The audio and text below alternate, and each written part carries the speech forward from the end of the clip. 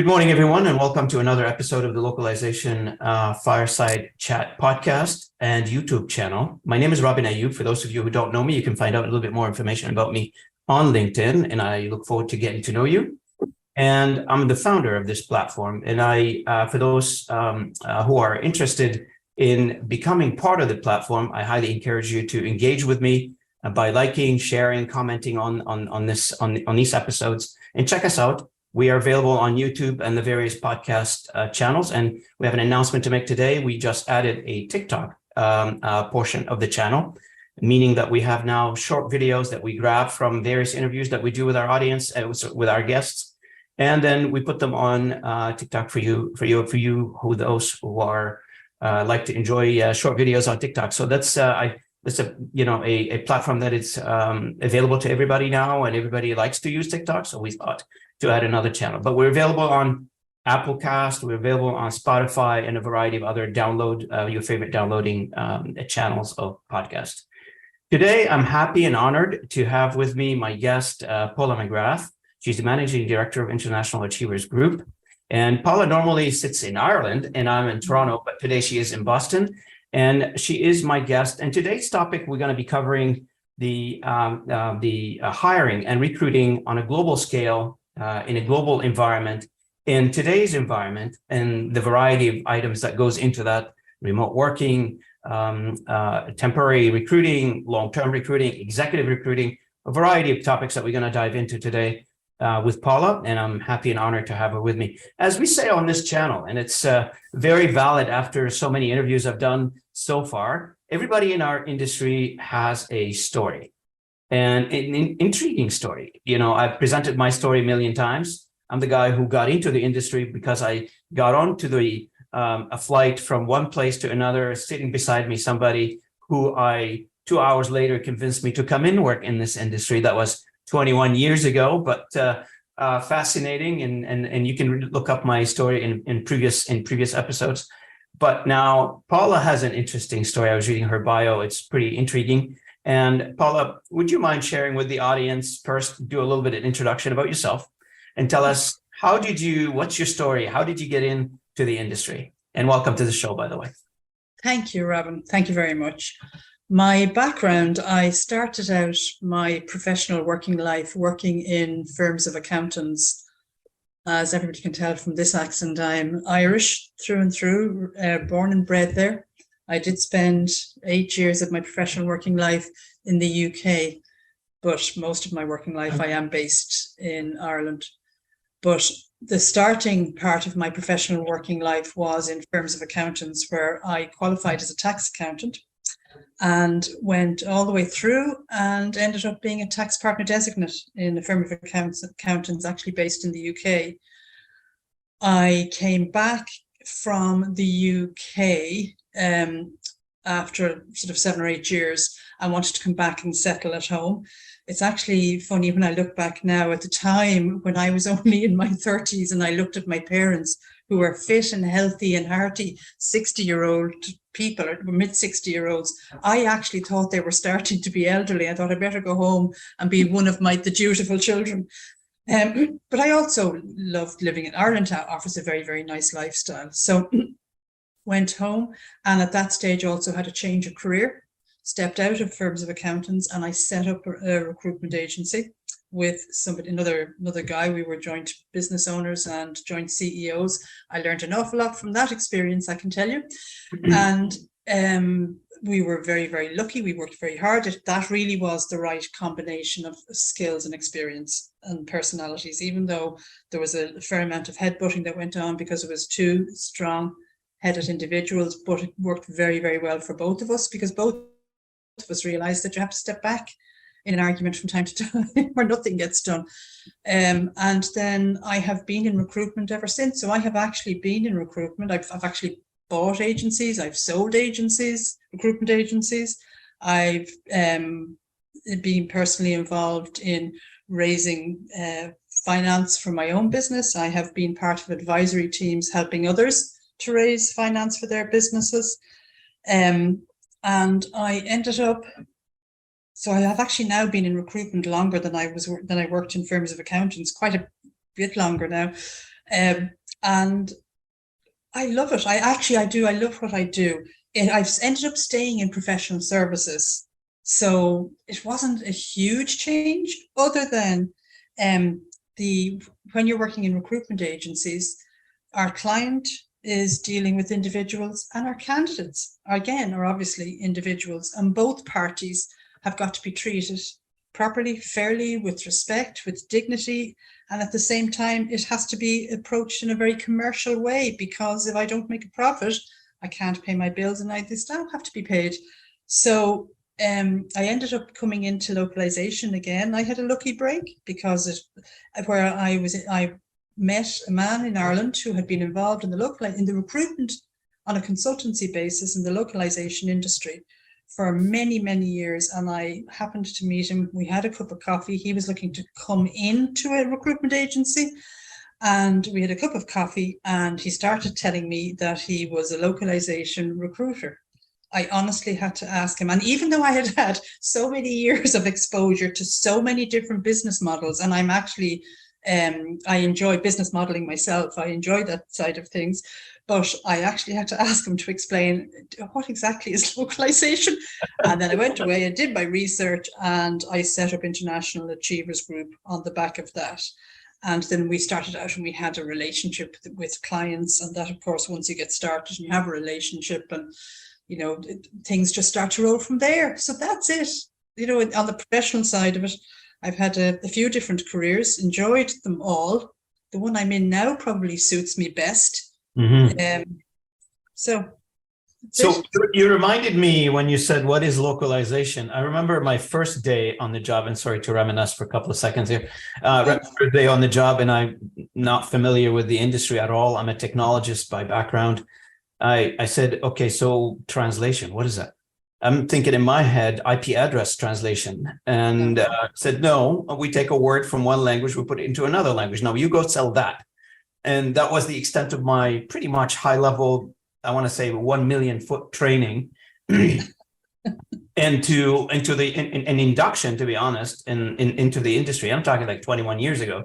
Today, things are a lot more extensive in terms of how you train somebody who's coming to the industry. But it was pretty much, we take content from one language, put it into another language, you go figure out the rest of it. So because 21 years ago, the industry was not as evolved as it is right now. And, I want to ask a question, because I saw somewhere on your profile or in your bio, the merger and acquisition part of your business. Yeah. And although the topic today is recruiting, tell me a little bit more about that. Just we'll give it a little bit of a quick light, I guess, on that topic on your side. Delighted to do that.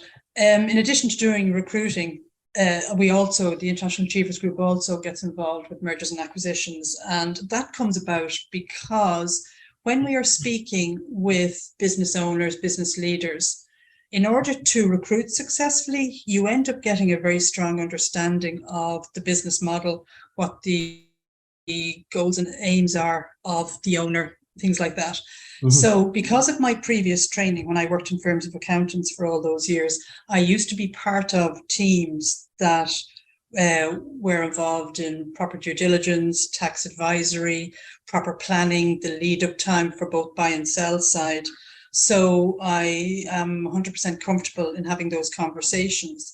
And I discovered that some business owners were very happy for both buy and sell side to have those conversations with me. Now, it's a very, very interesting part of the industry that truthfully, I have other recruitment agencies as well, but this International Achievers Group is actually purely around the localization and translation sector.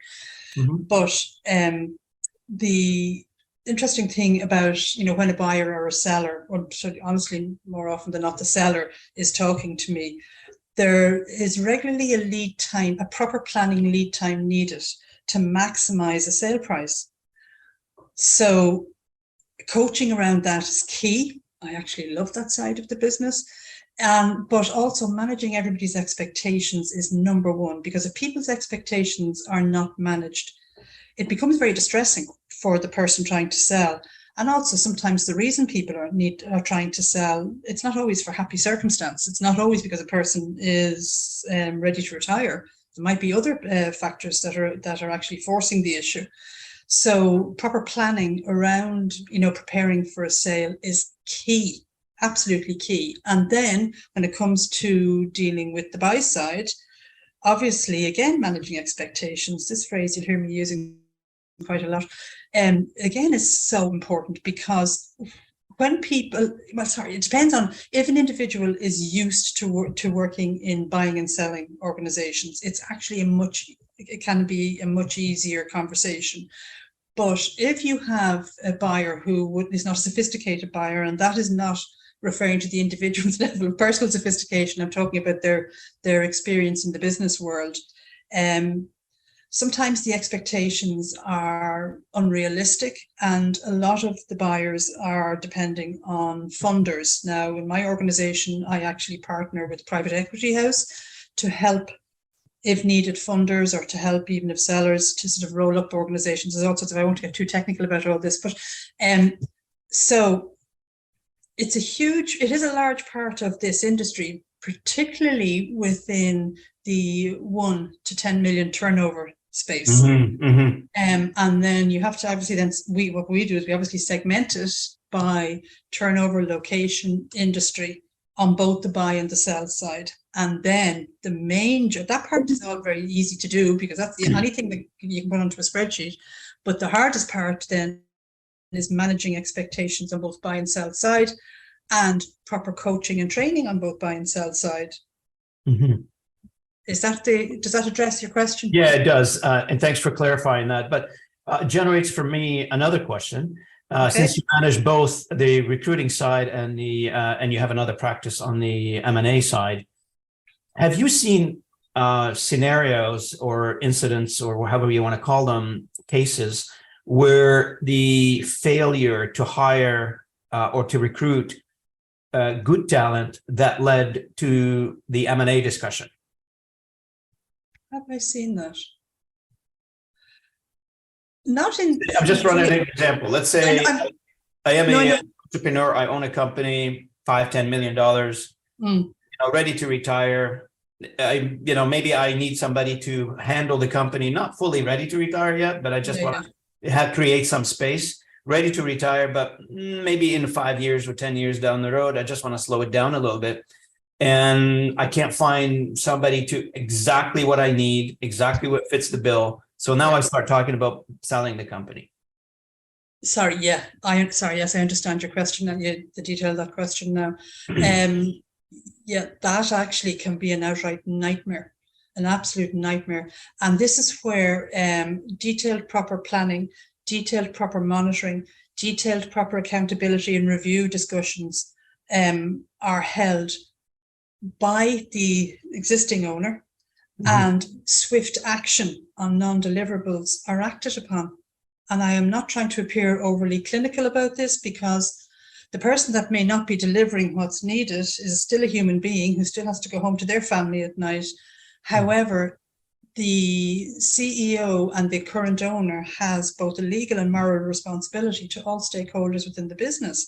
So if underperformance is not acted, or the wrong direction performance is not acted on quickly enough, you're actually, existing owners are reneging on their both legal and moral responsibility to other stakeholders.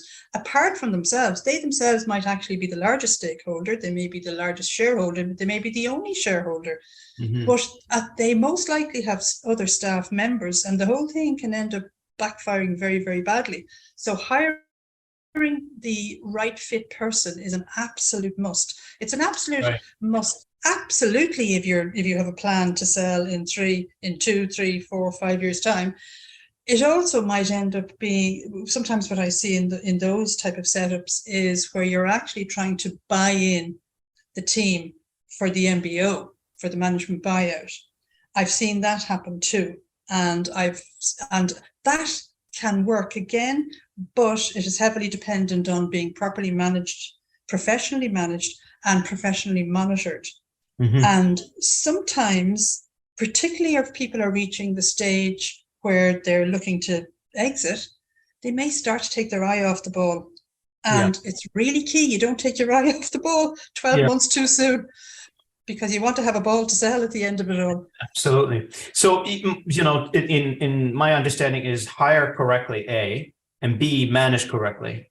And if those two are in place, you should have a successful story to tell. Yeah. If those two are not in place, then it creates frustration and everybody go home not happy at the end of the day, which, fundamentally, this is the world and how the world runs. It's not a charity organization. At the end of the day, it's a business, and business required to meet certain KPIs to continue sustainability and prosperity, I guess, in this case. And, having somebody who owned a company for 20, 30 years, they create a lot of emotional attachment to what they created. It becomes one of their own, it's like their family, their baby.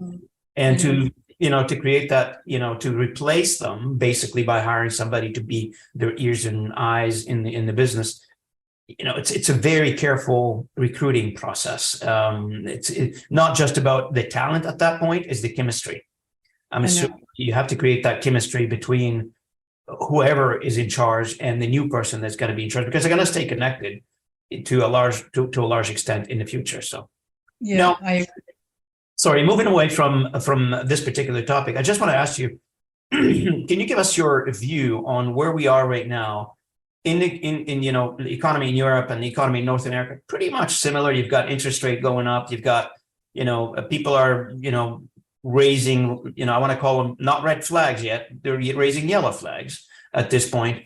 Where is the recruitment, status of the industry? Where are we? Do we have demand? Demand has slowed down. What kind of demand is out there? What we see, our most current demand is an ongoing, funnily enough, regardless of the state of the economy, is around sales, business development, revenue generating roles. There is always a demand for those roles in both Europe and the US. And we've also in the past done some work in Asia.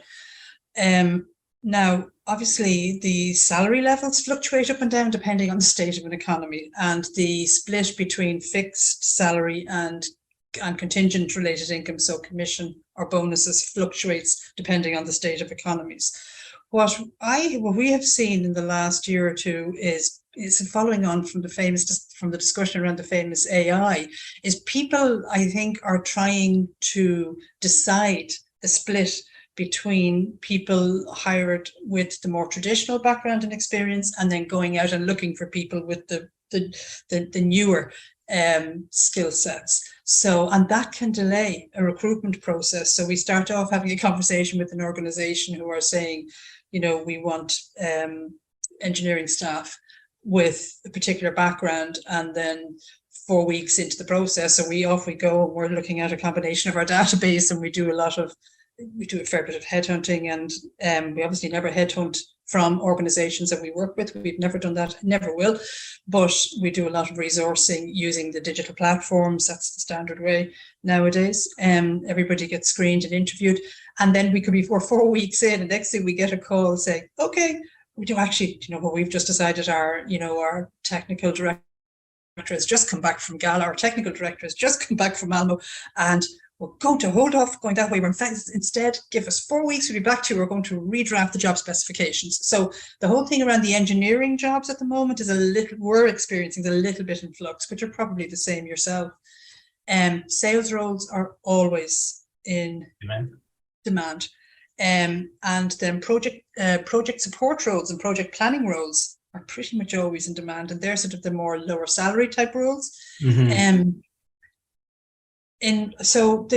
Obviously, what we saw we experienced a bit of a slowdown last year. It's picked up again this year for us. And I think it was around, of course, the fall off for roles in the digital industry caused a slowdown with clients that we were dealing with. So of course, then they were trying to identify which roles they wanted. And then from time to time, we get approached, but this has always happened. So I've been in recruitment for many, many, many years. And the change in requirement based on trends, and then people end up getting replaced, so then a different skill set comes on board. think I've gone slightly off topic there, Robin, forgive me, but I think the regular requests are always sales revenue generating. Engineering, but that's fluctuating a little at the moment with the skill sets needed and the education needed. One of the articles that I shared last week, it was around, it was written by, I think, Harvard Business Review. Yeah. And it was around prompt engineering. It's hot. Everybody wants that. And they're paying quite a bit. I mean, the salary is around 300K US. Yeah. I don't know the exact number, but and the article says, you know, the technology is moving so fast that if you hire a prompt engineer now and you accept the job as a prompt engineer, you know, what's the long-term projection for this particular job? Nobody knows in terms of how long is that going to stick around. Maybe technology in 6 months becomes something completely different. And prompt engineer in a job description itself may be changing or could take a different, you know, aspect altogether. So, you know, back to your point, yeah, people change what they're looking for and what they want. And I'm assuming, and I don't know for sure, in your world, when, you know, we talk about sales and revenue generation all the time, I think one of the key aspects of our industry altogether is that sales and marketing. You know, we're good at what we do, from translation, project management, handling content, building things around it. But, you know, since my first Loc World conference that I attended in 2006 till now, I think it was 2006 when it was hosted in Montreal, I kind of formulated the idea in my mind that the localization industry globally, either A, they don't invest enough in sales, or they're not, you know, they have this idea in their mind that I do good work, so customers should come to me versus me going to them and try to ask them to come to me and do business with me. And but this is shifting now, and primarily, in my opinion, and that's my humble opinion, I hope I don't get criticized for this, it's shifting because there is a lot of investment money coming to the industry from PE firms. And PE firms, private equity firms, wants to, you know, as every private equity firm wants to grow, develop, and sell at the end of the day. And the only way you can grow is by going to the market and bringing customers in, and that's your sales team. Of course, you know, when the economy is down, you want to invest more in sales and try to get that revenue in. And when the times are good, that means, you know, revenue flows to everybody, I guess, at the end of the day in our industry. So just let me ask you the question. Now, in our industry right now, in the localization industry, if somebody's listening to us and they happen to be a senior or mid management, or anybody in our industry really who works in our industry, they're probably, maybe they're not happy with their job, or maybe they're looking for something else, something a little bit more interesting. What is your recommendation for those individuals? Like, what is the step that you describe to them? Here's what you should do first, and here's what you ought to perhaps consider in the future. Yeah, that's actually an interesting topic. Actually, sorry, I'm just going to bring it back a little. I actually read the very same article, by the way, from the Harvard Business Review. Found it very interesting.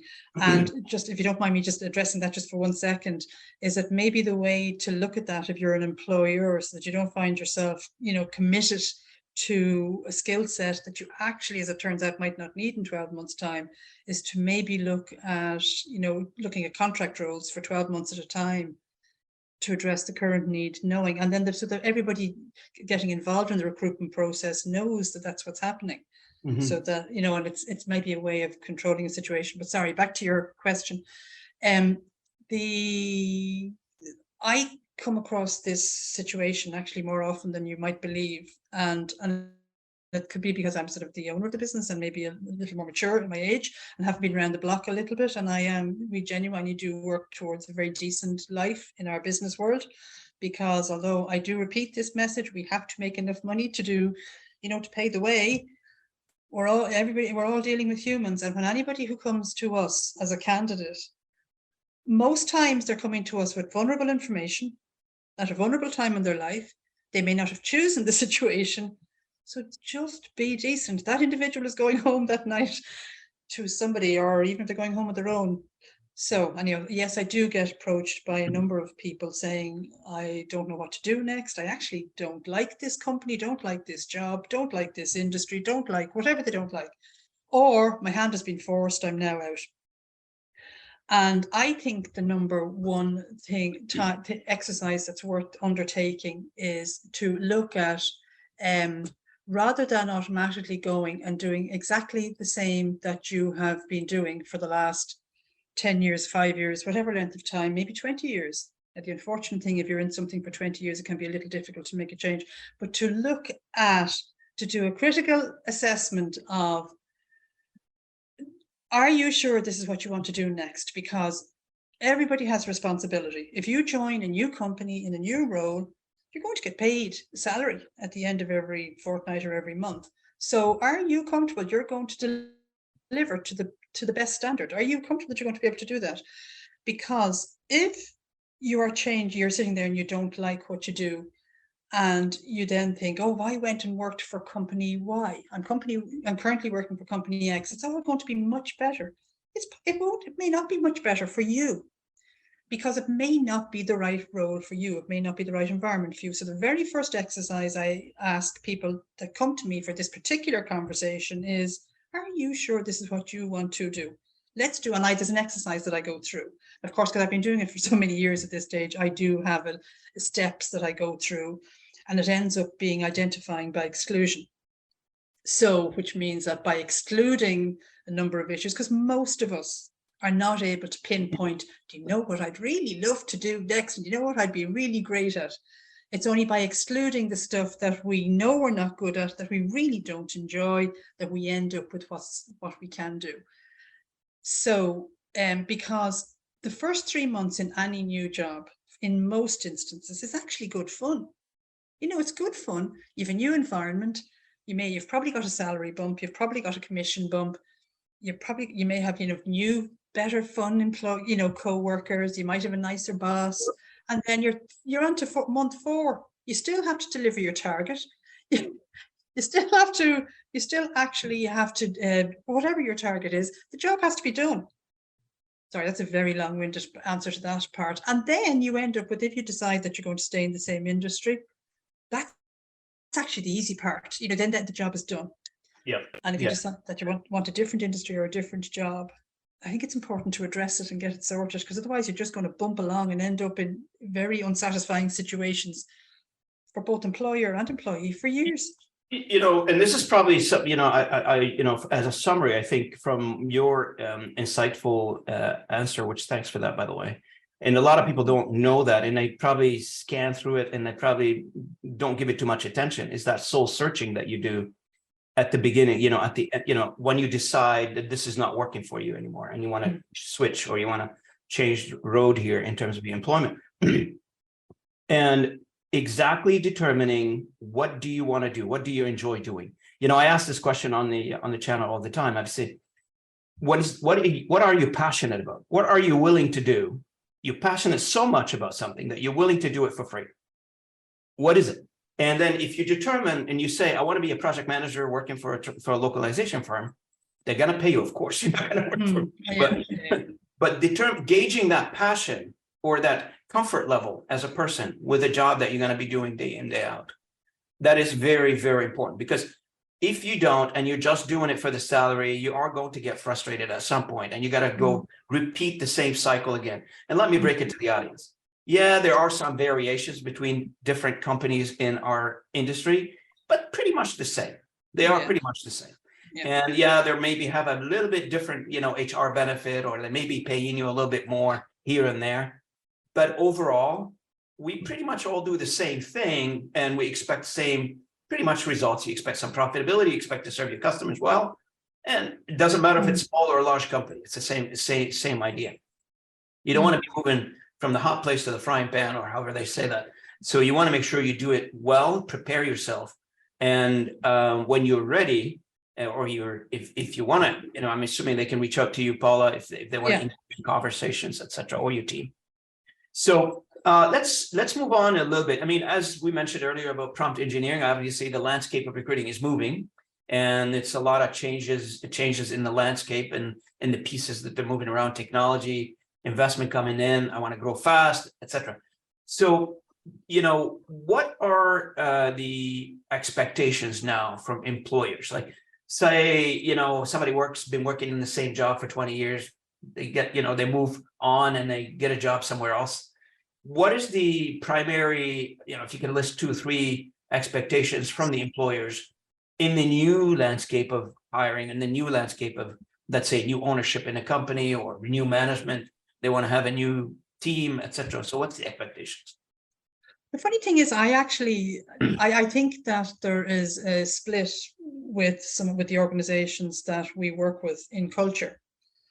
This is a little bit oversimplified to answer your question. So there are some of the organizations we're working with who are actually trying to book the trend and stay ahead of the trend. So their expectations are obviously individuals that come on board with them have to match that style, have to match that culture.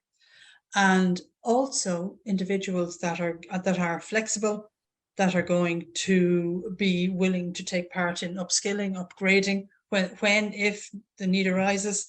But then we also, funnily enough, actually have some clients who are maybe not moving as quickly. And the individuals that they are looking to hire, they're hiring in their own likeness. And that has happened for the last 25, 30 years I've been in this industry.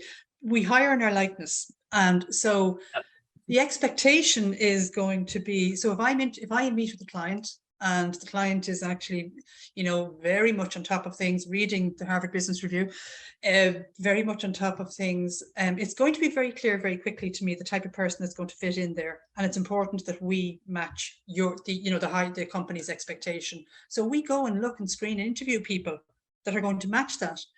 But then 2 hours later, I could have a meeting with the client that is not moving and still actually is holding on to a decent profitable business and is still servicing a certain part in the market who's not moving either, with the technology.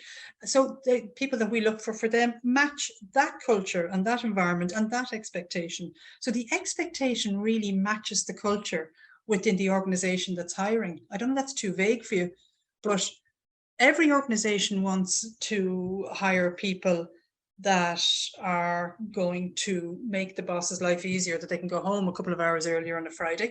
That's standard across the board.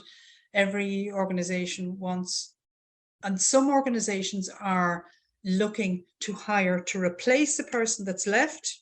So the expectation on matching that is very difficult, truthfully. Other organizations are a bit more skilled at identifying what's needed around a role and a skills shortage.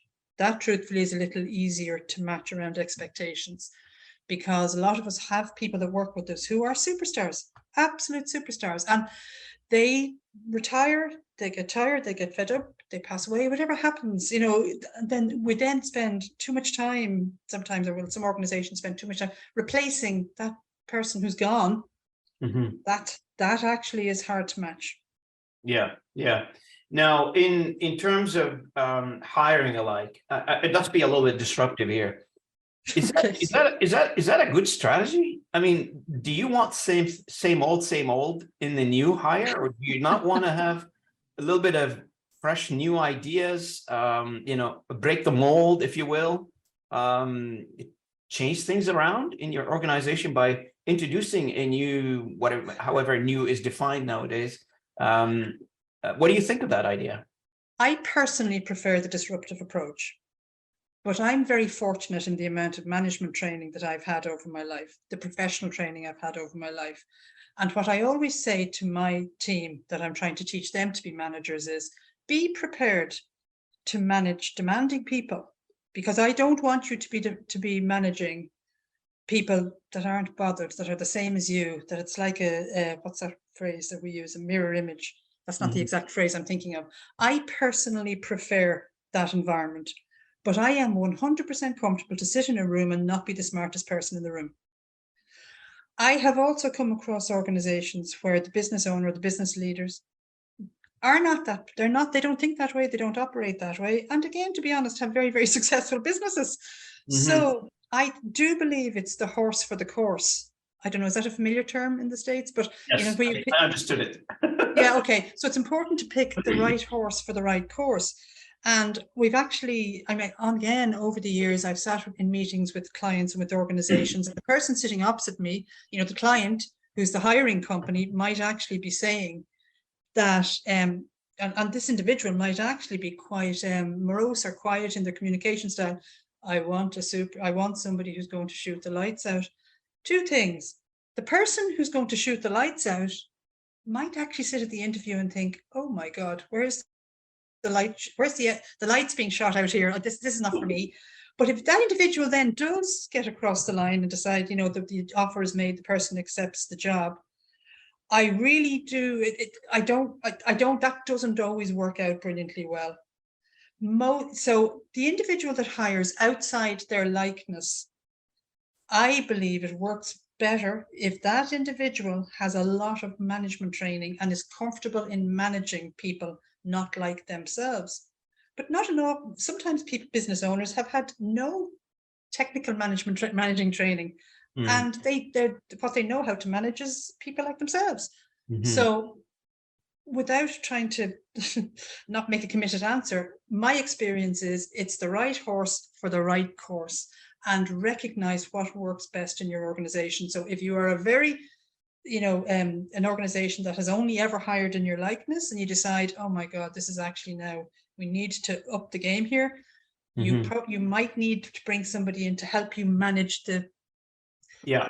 And I think, Paula, like the whole thing starts with a strategic planning. So basically, what is your strategy as a company for the next year? What's your 5-year business plan? Where do you want to go? And, determine, okay, so here's where I want to go. And the road that I'm going to travel to get there, those are the individuals that are going to help me get to that objective.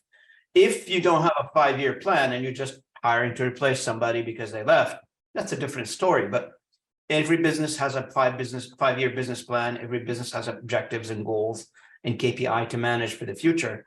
And in our industry, like any other industry, we're not too different. We think we are, but we're not. On a business, everybody's the same. And because everybody managed by financial statements, everybody's got numbers, everybody's got statistics, every industry is the same. The products and services that we deliver, those are completely different.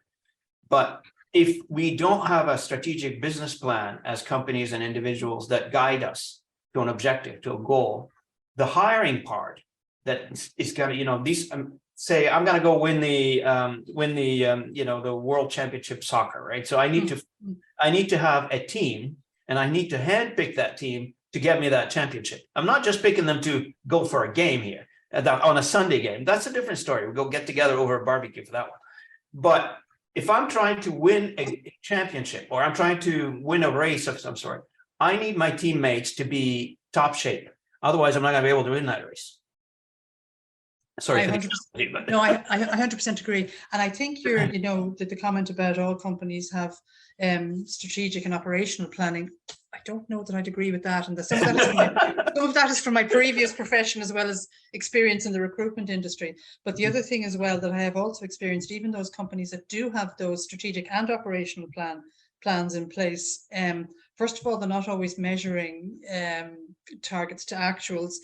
But then a lot of the time they don't tie in the staffing part to tie in with recruitment plans, and sometimes both internal recruitment teams and the likes of us external recruiters, it ends up being sort of like a chasing something around a pitch, because the planning hasn't been put in place. Now, where we've seen it work best is if the recruitment plan is an integral part of the business plan. Because you're right, if you decide that to date we have chased the pharmaceutical market and now we're going to go into the financial services market, you actually need a different skill set. So when are you going to hire? Who are you going to hire? What's the budget for it? What are going to be the onboarding plans? What is going to be the retention plan? And that's something that I'd also like to have a very quick chat about, because recruiting and hiring is actually inexpensive. Talent acquisition is inexpensive for every business, whether they're using internal recruiters or external recruiters. And what I see happening sometimes, which is very frustrating for everybody, I would suggest, is the onboarding and retention planning is not addressed. So after going to all that time and effort of, and cost of a talent acquisition, and I believe it's really valuable time spent and a little bit of money spent if needed to have a proper onboarding system. Correct. And I think that the very, very basic, I have loads of ideas around, not ideas, experience around this, and guiding organizations around it. And it does vary from organization to organization what's needed. But I think the number one thing that I have seen work from organization to organization for onboarding and the start of a retention plan is a buddy system. And it's really easy to do. So you hire, you pair people together. Just give them one buddy. So, and the person that's in your company is normally honored and sees it as that they've been trusted with this responsibility. Now there's lots of other things that need to happen apart from that, but if you can only do one thing, set up a buddy system, and even if it's just for 1 month, and then after that put a retention plan in place for the following, if possible, 12 months. That's I agree with you. I think, most candidates, when they get into a new job, they want to do well, they want to excel, they want to do great job, right? So, helping them achieve success, I guess, what is the trigger to enable them to get that first success, the first taste of success in a new job? And that's gonna, you talked about onboarding, because onboarding is a very important step. And you're right, when an employee is being replaced in a company, the cost is so high to replace an employee. You've got a recruiting cost, you got a training cost, you got a low productivity cost at the start. All that stuff has to be all added up. I think the retention discussion, it's very, very interesting. When you move from the onboarding phase to retention, keep them excited, keep them on board with you now that you invested time, effort, money into molding them into the resource that you like them to be. You definitely don't want to have that training leave your company and go somewhere else and sell it to the highest bidder. You want them to be with you for many, many years to come. Am I correct in that assessment? I would agree with you. And one thing that I was taught about many years ago in management training is, if you're an effective manager, you'll have very little surprises in your life. So if it turns out that you're a manager and your key member of staff comes to you and says, I'm out of here, bye, I'm gone, I'm going, and they've got 2 weeks notice or a month's notice, depending on what part of the world you're in, the notice periods vary from 2 weeks to sometimes 3 months. But if you are that person's manager and that's the biggest surprise for you, you haven't managed effectively. You haven't kept your ears to the ground to a lot. You also haven't engaged effectively with your team member. Correct. So, and that's part of retention. That's a massive part of retention. I think it's very easy. And I honestly have been guilty of it myself in the past, and I have to make myself address this issue. Some of it is because I obviously own a business and I have to be profitable, but also my own background. I'm inclined to work from the numbers backwards. But is that when you're doing your review discussions, and I'm calling them review, and even that's probably a little bit too formal, with your team members, it's important to not only know, well, did you hit your target? How is it going on, and how's it getting on with that programming? How are you getting on with that? And you also, obviously staying within the boundaries, acceptable boundaries, need to know the person's life. What are their ambitions being satisfied? Now, the truth is, from time to time, you will not be able to look after everybody's ambition, because particularly as people go through any organization, the numbers of jobs available at the top become narrower. It's just the natural structure of an organization. However, it's important that you know, because then if this person is not telling you, look, this is actually really exciting, or this was exciting 12 months ago, but now I'm starting to feel a bit bored, you can actually help plan their exit and plan the replacement. And that's proper retention planning. But it requires a little bit of training, I believe, with the managers or the supervisors at all levels. Absolutely. Now, we're coming up to the end of our conversation. I'm truly enjoying this conversation, to be honest with you. I can talk with you for a couple of hours, but we only have 1 hour for this. And hopefully the audience got a few ideas out of our conversation. Just in case if somebody's interested in reaching out to you, how would they get to you? I'll leave your company link in the description, but look you up on LinkedIn. How would you prefer? Yes, please. Well, we obviously have our website, internationalachieversgroup.com. We're on LinkedIn. Myself and my team members are there. Our email addresses are available through the website, but again, it's going to be on your infographic, your information. I'm just having a very quick look. Is it okay to look at my notes? Because there's a few things that crossed my mind, and I mentioned to you before you actually started recording that I'd actually forgotten about, because I've been doing this for so long, that I think is really, really useful, because I have to recruit myself, thankfully, from time to time. And some key things that have came into my mind that I'd honestly forgotten about, but you helped prompt me by inviting me to talk on this, which I'm very grateful. And I just want to make sure I haven't forgotten. Have we covered all the points that you want to cover? Well, it's not even that I think are useful. I mean, that I think is useful to people. And I think the onboarding and retaining was a key thing for me that I had actually forgotten about. No, I just wanted to make sure. No, that's me done. Sorry. That's okay. Look, I mean, you're welcome back to this channel anytime you have a announcement or you want to share a brand new idea or a new practice that you think people should know about. And, the happy news here is our audience is growing. Currently around 20,000 views on YouTube, and I'm proud to say that. And we started from scratch, and we're able to see that this thing is growing. So welcome back anytime. It was an honor to have you with me this morning. Any last comments from your side? No, it's just congratulations on your success with the channel. It's a great platform. And also one thing that, having worked in many different industries, both in recruitment and in a previous profession, there are lots of things that apply across the board in business that are not just specific to this industry. So I don't know if that's of any comfort. Absolutely. I mean, the subject that we've covered today, although we talked about it from the context of localization industry, obviously recruiting goes horizontally across many industries.